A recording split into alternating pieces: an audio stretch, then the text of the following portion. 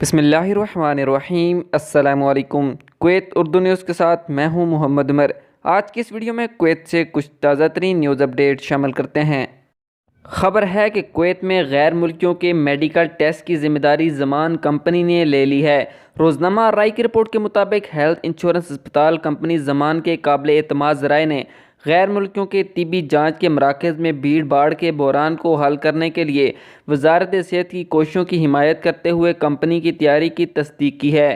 انہوں نے اس بات پر زور دیا ہے کہ زمان کمپنی کے پاس 122 سے زیادہ طبی عملے کے ارکان ہیں، جن میں ڈاکٹرز اور نرسیں شامل ہیں، جبکہ کمپنی اور ریاست کے صحت کے شعبے کے کاموں میں مدد کے لیے 453 تکنیکی اور انتظامی اہلکار موجود ہیں۔ انہوں نے وضاحت کی ہے کہ زمان نے اس قبل وزارت صحت اور عام طور پر صحت کے شعبے کی کوششوں کی حمایت کرنے کے لیے متعدد ٹھوس اقدامات کیے تھے، جو کہ وزارت صحت کے ساتھ ریاست کویت میں صحت کی حفاظت کو بڑھانے اپنے متوقع کردار کے تناظر میں ہے۔ کمپنی کے حلی، فروانیہ اور دجیج کے علاقے میں جدید صحت مراکز موجود ہیں۔ ان مراکز کی خصوصیات جدید آلات، بڑی گنجائش اور بڑے انتظار گاہوں کی دستیابی ہے، جو کہ روزانہ تقریباً 700 افراد کو ایڈجسٹ کر سکتے ہیں تاکہ انہیں بہترین معیار کے مطابق صحت کی خدمات فراہم کی جا سکیں۔ اگلی خبر شامل کرتے ہیں کہ غیر قانونی رہائش پذیر افراد کو کویت نے ایک اور موقع فراہم کر دیا ہے۔ کویت کے نائب وزیر اعظم اور وزیر داخلہ لیفٹیننٹ جنرل شیخ احمد النواف نے حال میں وزیر انصاف اور وزیر مملکت برائے جسٹس جمال الجلاوی کے ساتھ ساتھ وزارت داخلہ کے جسٹس کے متعلق احکام اور پبلک اتھارٹی آف افرادی قوت کے ساتھ تارکین وطن کارکنوں کی خلاف ورزیوں کی فائل پر تبادلہ خیال کیا ہے۔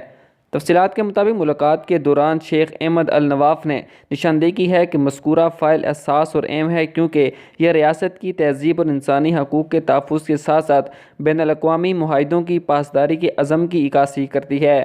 دوسری جانب سکیورٹی ذرائع نے روزنامہ السیاسیہ کو بتایا ہے کہ اجلاس میں پیش کی گئی سفارشات میں سے ایک سفارش میں رہائشی احکام قانون کی خلاف ورزی کرنے والوں کے لیے اپنی حیثیت درست کرنے، جرمانے ادا کرنے اور مفرور اقدامات کو نپٹانے کی آخری تاریخ مقرر کی گئی ہے۔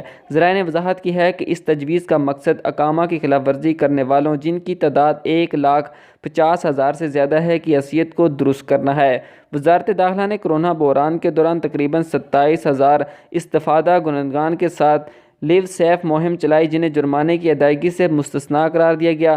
ذرائع نے مزید کہا ہے کہ اس سے ریاست کو لاکھوں کویتی دینار خرچ ہوں گے، کیونکہ جرمانہ 600 دینار تک محدود کیا جائے گا۔ تاہم یہ عندیہ دیا گیا ہے کہ آخری تاریخ کے بعد وسیع حفاظتی مہم چلائی جائے گی۔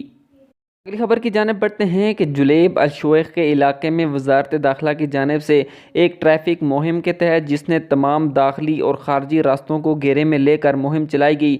رپورٹس بتاتی ہیں کہ متعدد سکیورٹی خلاف ورزیاں ریکارڈ کی گئی ہیں، جن میں رجسٹریشن کی میعاد ختم ہونا اور لائسنس کے بغیر گاڑی چلانا سر فہرست ہے۔ ٹریفک سیکٹر کے انڈر سیکرٹری میجر جمال السیغ اور وزارت داخلہ کے انڈر سیکرٹری لیفٹیننٹ جنرل انور البرجاس نے یہ مشن تفویض کیا ہے، اور بریگیڈیئر جنرل خالد محمود اسسٹنٹ ڈائریکٹر جنرل اور شیخ فواز الخالد ترجمان اس منصوبے کے انچارج تھے۔